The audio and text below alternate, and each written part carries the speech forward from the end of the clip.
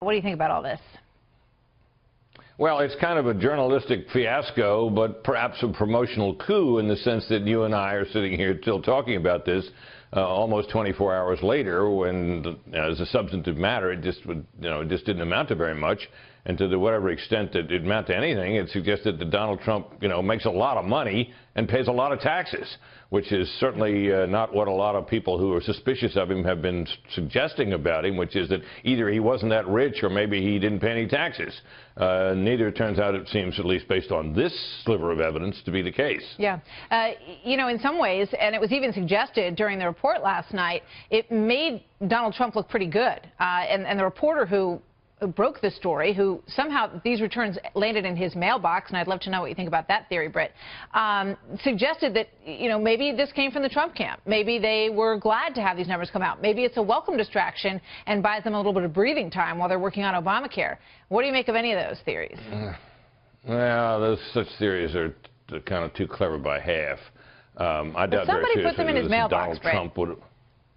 Well, look, this happens, Martha. When I was an investigative reporter back in the day, one of the most explosive documents I've ever seen came into the office through the mail. We never knew where it came from. It took a little work to verify that it was a legitimate document, which we succeeded in doing. That was to some people who were alive then, that was the famous Dita Beard ITT scandal, which is based on this memo that suggested all kinds of hanky-panky. But it arrived in the mail, and we didn't go around telling people that at the time, but that's how we got it. So this kind of thing does happen, and if you're the kind of person that's into the leaking business, David Johnson, longtime investigative reporter, might be the very person you'd leak it to. So I find that plausible. And his comment that it's possible Trump leaked it suggests that the truth is he doesn't know where it came from. Yeah.